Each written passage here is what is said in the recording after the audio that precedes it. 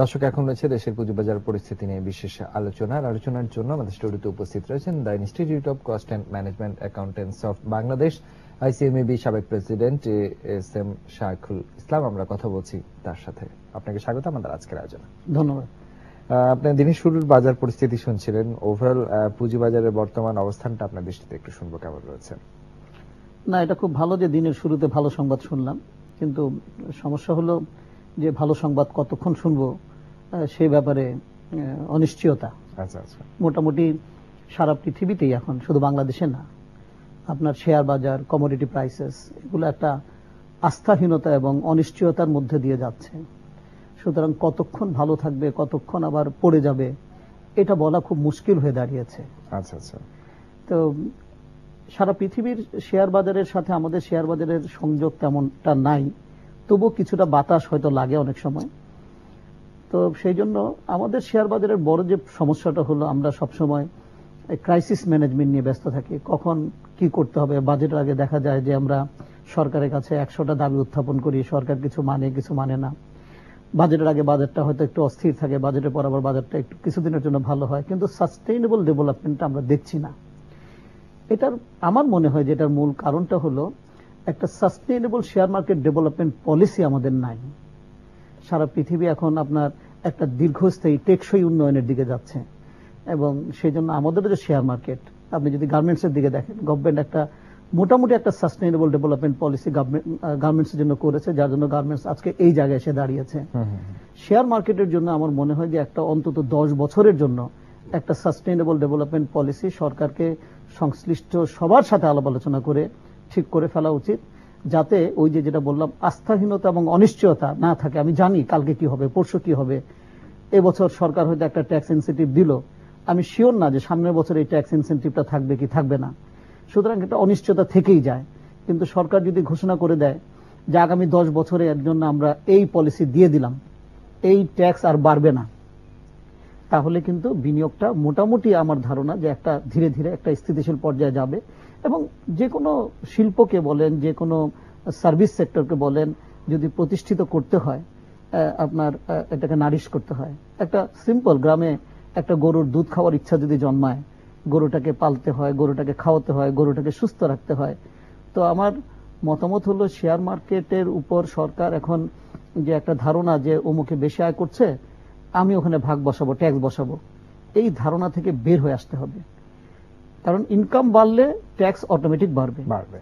Income যত বেশি generate হবে, ট্যাক্স প্রত্যক্ষভাবে হোক আর পরোক্ষভাবে হোক সেটা আসবেই। হয়তো আপনি ডাইরেক্ট ট্যাক্স আপনি কমিয়ে দিলেন ইনসেন্টিভ দিয়ে, একটা লোকের পকেটে যখন পয়সা থাকবে সে দোকানে যাবে, কিনবে, কিনতে গেলে সে ট্যাক্স দিবে, ভ্যাট দিবে।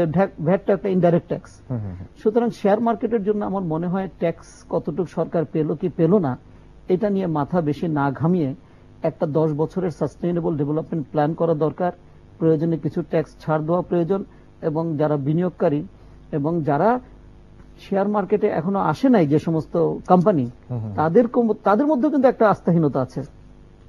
তাদের মধ্যে আস্থাহীনতা, অনিশ্চয়তা দূর করার জন্য বোথ সাইড, রেল লাইনের মতো, এখানে যারা বিনিয়োগকারী, যারা কোম্পানির স্পন্সর, তাদের স্বার্থটাও দেখতে হবে, এবং যারা বিনিয়োগকারী তাদের স্বার্থটা দেখতে হবে। রেল লাইন বহে সমান্তরাল, একটাকে বাদ দিয়ে আরেকটা হয় না। তো দুইজনকেই যাতে বেশি বেশি কোম্পানি শেয়ার মার্কেটে আসে, আস্থা রাখতে পারে, এবং বিনিয়োগকারীও, সাধারণ বিনিয়োগকারী, বেশি বেশি বিনিয়োগকারী যেন শেয়ার মার্কেটে যেতে পারে এবং জানে যে আগামী 5, 7, 10 বছরের জন্য এই মেজর চেঞ্জ হবে না, আমি আমার টাকাটা ওখানে রাখতে পারি। এই জায়গায় সরকারের মনে হয় যাওয়ার সময় এসেছে। যদিও শেয়ার মার্কেট অনেক ডেভেলপ হয়েছে, কিন্তু এই ফাইনাল খেলাটা সরকারকে খেলতে হবে মনে হয়, আর বেশি দেরি করা ঠিক হবে না। একটি বিষয় আনতে চাই যে অনেক ধরনের পরিবর্তন আমরাও দেখেছি। আপনি জানেন যে বহুল প্রতীক্ষিত এফআরএ নিয়ে অনেক ধরনের মিশ্র প্রতিক্রিয়া থাকলেও সেটিও চূড়ান্ত হয়ে গেছে। কিন্তু তারপরেও একটু জানতে চাইবো যে আসলে এই জায়গাটার অগ্রগতি বা স্বচ্ছতা জবাবতে আসলে কতটুকু বাড়াতে পেরেছি আমরা। ফাইন্যান্সিয়াল রিপোর্টিং অ্যাক্টটা হয়েছে, এর কার্যক্রম এখনো শুরু হয় নাই। এর কার্যক্রম শুরু হবে ফাইন্যান্সিয়াল রিপোর্টিং কাউন্সিল করার পর, এবং ফাইন্যান্সিয়াল রিপোর্টিং কাউন্সিলকে প্রকৃত অর্থেই একটা স্বাধীন স্বয়ংসম্পূর্ণ প্রতিষ্ঠান হিসেবে সরকারকে গড়ে তুলতে হবে, এবং এখানে যারা কাজ করবেন ইনক্লুডিং দ্য চেয়ারম্যান, তাদের কিন্তু একটা পাস্ট ট্র্যাক রেকর্ড দেখে তাদেরকে নিয়োগ দিতে হবে, যাদের স্বাধীনভাবে, এখানে শুধু নলেজ থাকলেই হবে না, নলেজের সাথে স্বাধীনভাবে সিদ্ধান্ত নেওয়ার মতো একটা লোকের পাস্ট ট্র্যাক রেকর্ড থাকতে হবে। আচ্ছা আচ্ছা, এরকম পাস্ট ট্র্যাক রেকর্ড লোক দেখে যদি সরকার যে প্রত্যাশিত এই যে আপনার স্বচ্ছতা, জবাবদিহিতা এবং গভর্নেন্স, সুশাসন, এটা কিন্তু আজকে যে জাতিসংঘের সাস্টেইনেবল ডেভেলপমেন্ট গোলস যদি আপনারা দেখেন, সেখানেও আপনার ইন্ডাস্ট্রিয়ালাইজেশনের কথা বলা হয়েছে, এই স্বচ্ছতার কথা বলা হয়েছে এবং গ্লোবাল পার্টনারশিপের কথা বলা হয়েছে, সবার স্বার্থ সংরক্ষণ করার কথা বলা হয়েছে। আমি যেটা বললাম, যারা স্পন্সর তাদেরও স্বার্থ সংরক্ষণ করতে হবে এবং যারা বিনিয়োগকারী তাদেরও স্বার্থ সংরক্ষণ করতে হবে, পাবলিক ইন্টারেস্ট দেখতে হবে। এবং দেখেন আজকে মাল্টিন্যাশনাল কোম্পানিগুলা অনেকেই শেয়ার মার্কেটে আসতে ভয় পায়, এই ভীতিটা কাটানোর দায়িত্ব তো আমাদের সবারই, যাতে মাল্টিন্যাশনাল কোম্পানিগুলো বেশি বেশি শেয়ার মার্কেটে আসে। এক্স্যাক্টলি, কারণটা হলো কি, ওদের ওই যে স্বচ্ছ রিপোর্ট দেওয়ার মানসিকতার অভাব, এই মানসিকতার অভাবটা দূর করতে হবে। স্বচ্ছ রিপোর্ট যত বেশি আসবে, সরকার কিন্তু তত বেশি ট্যাক্স পাবে।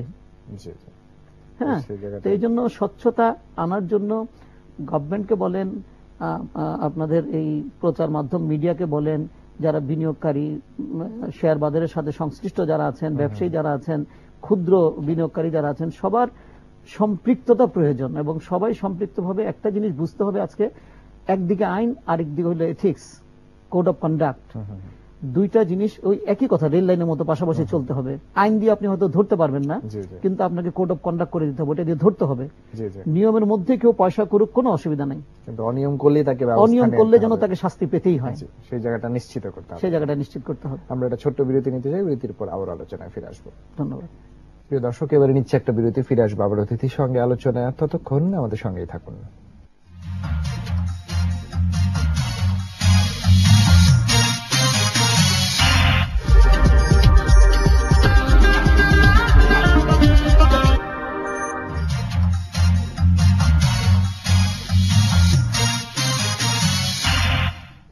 স্বাগত আবারও 21 বিজনেসে। দর্শক, বিরতির আগে দেশের পুঁজিবাজার পরিস্থিতি নিয়ে কথা বলছিলাম the Institute of Cost and Management Accountants of Bangladesh, ICMEB এর সাবেক প্রেসিডেন্ট ASM শায়খুল ইসলামের সঙ্গে। আমরা তার সাথে আলোচনায় ফিরবো, তবে তার আগে দর্শকরা ওয়েট করছেন, ফোনগুলো দ্রুত নিব। প্রিয় দর্শক, নাম বলে প্রশ্ন করবেন খুব সংক্ষেপে। হ্যালো,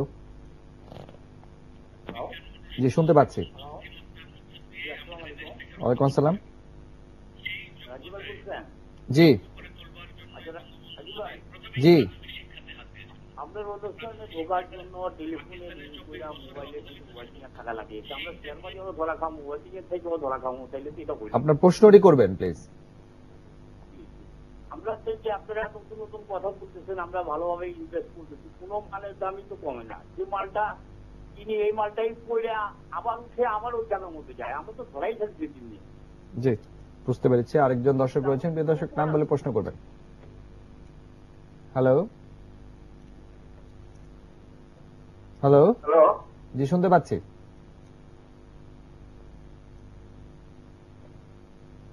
হ্যালো, জি আমরা শুনতে পাচ্ছি, আপনার প্রশ্নটি করবেন। জি, আপনি আবারও চেষ্টা করুন, সম্ভবত সংযোগটি পাওয়া যাচ্ছে না। আমরা আলোচনায় ফিরে যাচ্ছি। যে দর্শকরা বলছিলেন যে আসলে তারা বিনিয়োগ করছেন, কিছু হয়তোবা দু একদিন বাড়ছে, আবার আগের জায়গায় ফিরে যাচ্ছে, যেটা নিয়ে আমরা আলোচনা শুরু করেছিলাম। তিনি শুনেছেন কিনা আমি জানি না, তারপরও আসলে যদি আপনার একটু কিছু বলার থাকে। না, ওই একই কথা তো আমি বললাম, যে আস্থাহীনতা এবং অনিশ্চয়তা। আর উনি যেটা বললেন যে জিনিসপত্রের দাম কমছে না, ইনফ্যাক্ট সারা পৃথিবীতে কিন্তু কমোডিটি প্রাইসেস এখন ভালো না, কমছে।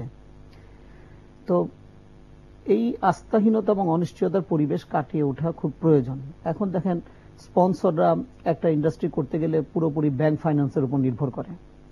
এখন তো তার সাথে আবার যুক্ত হয়েছে যে অফশোর ফাইন্যান্সিং, একটু কম ইন্টারেস্টে পায়। এই পুঁজিবাজারে আসার ঝুঁকি অনেকে নিতে চায় না।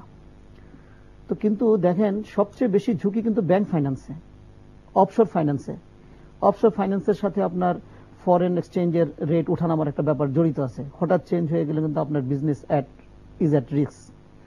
তারপরে ব্যাংক ফাইন্যান্সের কথা যদি আপনি চিন্তা করেন, সেখানে দেখবেন যে প্রত্যেকটা লোনের মধ্যে একটা ক্লজ জড়িত আছে, ব্যাংক কর্তৃপক্ষ যখন ইচ্ছা তখন ইন্টারেস্ট রেট চেঞ্জ করতে পারিবেন। আপনি একটা কস্টিং করলেন, প্রোডাক্ট কস্টিং, ওটা করে বাজারজাত করা শুরু করলেন, ওয়ান ফাইন মর্নিং ব্যাংক থেকে একটা চিঠি আসলো, তোমার ইন্টারেস্ট রেট বাড়িয়ে দেওয়া হয়েছে 2%। আপনার তো কস্ট অফ প্রোডাকশন বেড়ে গেল, একটা অনিশ্চয়তার মধ্যে আপনি আছেন।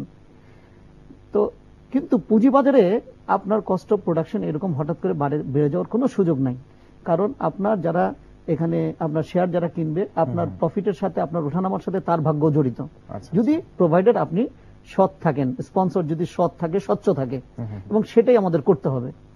তো সেই জন্য ইটস টাইম ফর আস যে to make a balance between bank financing and raising capital from the general public. এবং এই জেনারেল পাবলিক থেকে ফান্ড রেজ করার জন্য সরকারকে যেটা করতে হবে, সিকিউরিটি এক্সচেঞ্জ কমিশনকে যেটা করতে হবে, একটা extensive motivation program among the general investors, among the sponsors করতে হবে। এবং যেটা আমি সবসময় বলি, ওই যে রেগুলেটরি মানসিকতার থেকে বের হয়ে আসতে হবে। রেগুলেশন আপনি করবেন, দুষ্ট লোককে শাস্তি দেবেন, কিন্তু যদি প্রমোশনই না হয়, আপনার যদি ক্লায়েন্টই না থাকে, আপনি কাকে শাস্তি দিবেন? সেই জন্য আপনাকে প্রমোশন এবং এডুকেশন বাড়াতে হবে। সুখের কথা, সিকিউরিটি এক্সচেঞ্জ কমিশন কিছু কিছু এডুকেশন প্রোগ্রাম নিয়েছে, অ্যাওয়ারনেস ক্রিয়েশন প্রোগ্রাম নিয়েছে, বাট আমার মনে হয় এটা খুবই কম। এবং এখন সবচেয়ে বেশি প্রয়োজন এই যে ক্যাপিটাল মার্কেটের সাইজটা বড় করা। আপনি দেখবেন যে ক্যাপিটাল মার্কেটের সাইজ যদি বড় হয়, তাহলে গ্যাম্বলিং কমে যাবে অনেক, কারণ অত বড় সাইজ নিয়ে খেলার সামর্থ্য বিশেষ করে সবার হবে না। তো সেই জন্য first step of the government should be to increase the size of the capital market. বড় করতে হবে ইনফ্রাস্ট্রাকচার ডেভেলপমেন্ট কোম্পানিগুলোকে, মাল্টিন্যাশনাল কোম্পানিগুলোকে শেয়ার মার্কেটে নিয়ে আসতে হবে। শেয়ার মার্কেটে যদি এগুলো আনা যায়, শেয়ার মার্কেটের সাইজ যদি বড় হয়, এবং যেটা আগেই বললাম, একটা সাস্টেইনেবল ডেভেলপমেন্ট পলিসি যদি 10 বছরের জন্য ঠিক করে দেওয়া যায়, আমার মনে হয় আর দেরি করাই উচিত না। আমরা এই ব্যাপারে সংশ্লিষ্ট সবাই একমত হয়ে একটা পলিসির দিকেই যাওয়া উচিত, এবং শেয়ার মার্কেট তাহলেই ভালো হবে। আর না হলে এই যেটা বললাম, আজকে বাড়বে কালকে কমবে, এইভাবেই চলবে। তো সেসব ক্ষেত্রে এই যে আমাদের যারা সংশ্লিষ্ট কর্তৃপক্ষ, এই যে আমরা আস্থাটা ধরে রাখতে পারছি না, বা আসলে সমস্যাটা চিহ্নিত করে সমাধানের কতটুকু জায়গা আমরা তৈরি করতে পারছি? হয় কি, আমরা সবাই যার যার দৃষ্টিভঙ্গি থেকে চিন্তা করি। আপনার government, finance ministry, security exchange commission, তারা যেটা চিন্তা করে তারা মনে করে ওটাই সঠিক। বিনিয়োগকারীরা মনে করেন আমরা যেটা চিন্তা করি সেটাই সঠিক। স্পন্সররা মনে করেন আমরা যেটা চিন্তা করি সেটাই সঠিক। কিন্তু একটা উদ্যোগ নেওয়া প্রয়োজন, সব পক্ষকে একসাথে করা প্রয়োজন, এবং সবার মতামত নিয়ে একটা রেকমেন্ডেশন তৈরি করা প্রয়োজন।